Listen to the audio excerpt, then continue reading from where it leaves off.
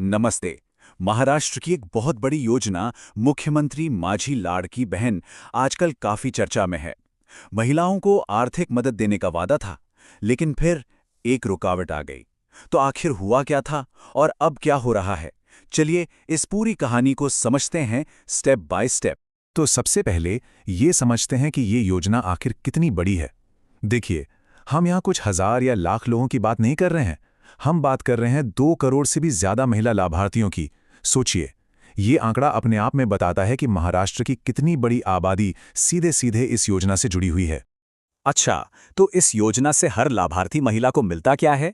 वादा है हर महीने पूरे 1500 रुपए की आर्थिक मदद का।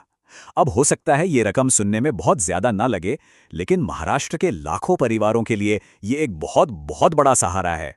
तो सब कुछ ठीक ठाक चल रहा था और फिर कहानी में एक मोड़ आ गया।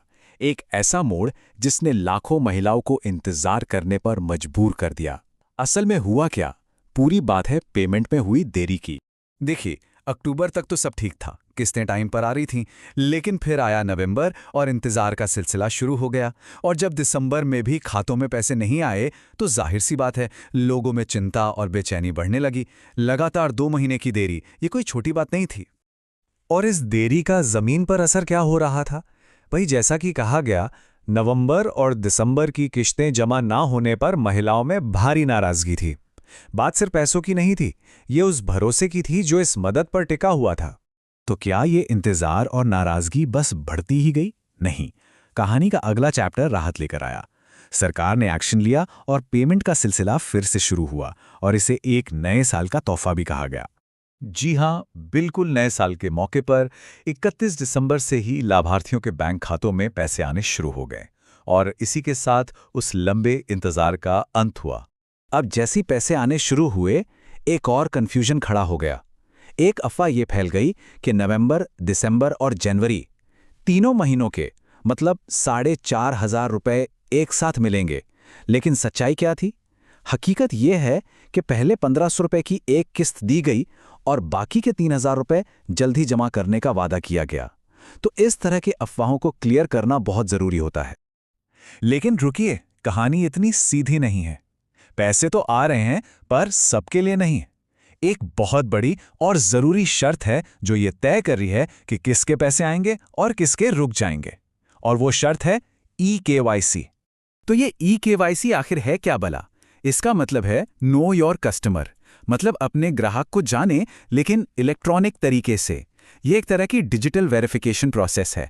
इसमें सरकार अक्सर बायोमेट्रिक्स या आधार लिंक करके ये पक्का करती है कि योजना का पैसा सही और जीवित लाभार्थी तक ही पहुंचे। और इस नियम को लेकर सरकार का रुख एकदम साफ और सख्त है। मैसेज बिल्कुल सीधा है, अगर EKYC पूरा नहीं है तो योजना का लाभ नहीं मिलेगा। बस, कोई लाग लपेट नहीं। तो अब देखिए, लाभार्थियों के सामने 2 ही रास्ते हैं, और दोनों एकदम साफ हैं। पहला रास्ता, अपनी EKYC प्रोसेस पूरी कराएं और योजना का फायदा लेते रहें। या फिर दूसरा रास्ता, अगर प्रोसेस अधूरी रह गई तो आगे मिलने वाले पैसे रोक दिए जाएंगे। फैसला अब लाभार्थियों के हाथ में है। अब इस पूरे मामले को सिर्फ पैसों के लेन देन के नजरिए से देखना सही नहीं होगा। इसका एक बड़ा पॉलिटिकल और सोशल एंगल भी है। आखिर क्यों इस योजना की टाइमिंग और इसका एग्जीक्यूशन इतना मैटर करता है? जरा इन पॉइंट्स को जोड़कर देखिए। पेमेंट ठीक नए साल की शाम को दोबारा शुरू होती है। कुछ ही टाइम में राज्य में चुनाव भी होने हैं, और ये योजना सरकार के महिला सशक्तिकरण एजेंडे का एक मेन पिलर है। जब ये तीनों बातें एक साथ आती हैं, तो ये सिर्फ एक पेमेंट नहीं रह जाता, ये एक बहुत बड़ा पॉलिटिकल मैसेज बन जाता है। तो जिन लोगों तक पैसा पहुंचा, उनका रिएक्शन क्या था? जाहिर है, सबने राहत की सांस ली और खुश थे। जैसा कि कई महिलाओं ने कहा कि नए साल के पहले ही दिन बैंक खातों में पैसे आने पर वो बहुत खुश हैं। ये जो भावना है, यही इस योजना का असली जमीनी असर दिखाती है। तो ये पूरी कहानी हमें एक बहुत बड़े सवाल पर लाके खड़ा कर देती है। क्या माझी लाड़की बहन जैसी स्कीम्स सिर्फ एक टेम्पररी फाइनेंशियल हेल्प हैं जो जरूरत के समय काम आती हैं? या फिर क्या ये वाकई में महिलाओं को आर्थिक रूप से आजाद बनाकर उनके सशक्तिकरण की नींव रख रही हैं? इसका असली जवाब तो शायद वक्त ही देगा।